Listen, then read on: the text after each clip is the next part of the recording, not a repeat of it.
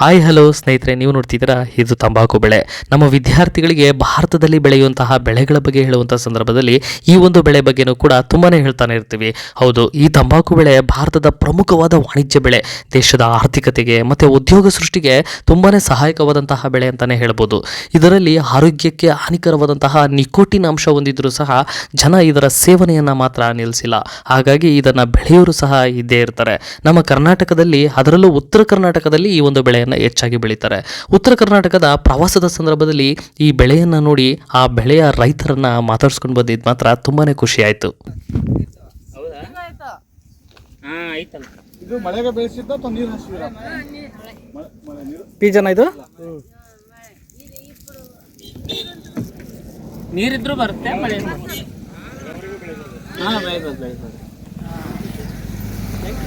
Quintal ಹೋಗುತ್ತೆ.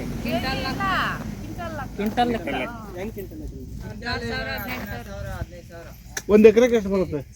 మనము పెట్టుబడి ఎంత పెడతామో తెలుగు వచ్చే ఒకరికన్నా తెలుగు ಇಲ್ಲ, పెట్టుబడి మనము బాగా ఎత్తు చెట్టు పెద్దగా పడుతుంది కదా, ఆకు ఎక్కువ పడుతుంది. ఎక్కువ పడితే ఒక 10 క్వింటాలు అట్లా వస్తుంది. 16,000 పోతుంది చూడు ఒక కింటు. 100 kg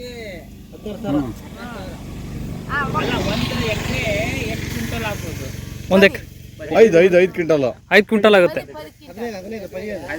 15 క్వింటాల్ అన్ని పడతాయి. మనం ఎంత పెట్టుబడి పెడితే అంత వస్తుంది. ఇది ఖర్చు ఎక్కువలే. ఇది పొగాకు కుడతప్పుడు ఒకటే పొద్దున వచ్చి తరుచుకొని కుట్టుకొని పెట్టేది ఒకటే పని. ಖರ್ಚು ಏನ್ ಜಾಸ್ತಿ ಇಲ್ಲ. ಅವು ಅರಿಯೋದು ದೊಡ್ಡದು ಇದೇ ಮಾಡ್ತಾರ, ಇದಕ್ಕೆ ಖರ್ಚು ಜಾಸ್ತಿ ಇಲ್ಲ. ಹಿಂಗೆ ಕೋಣಿಸ್ಬೇಕಲ್ಲ, ಕೋಣಿಸ್ಬೇಕು, ಒಣಸ್ಬೇಕು, ಕೊಳಿಲಾರ್ದಂಗೆ ನೋಡ್ಕೋಬೇಕು.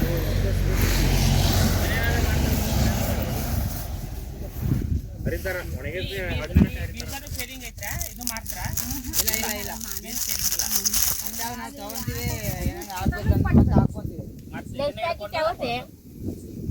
ಅದ ಬಿತ್ತನ ಹಾಕ್ತಾರ.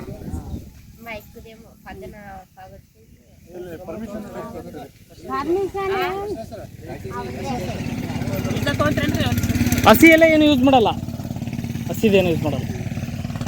ಇದು ಸ್ಟೀಮ್ ಹಾಕ್ತಾರೆ, ಡೈರೆಕ್ಟ್ ಹಿಂಗೆ ಯೂಸ್ ಮಾಡೋದು.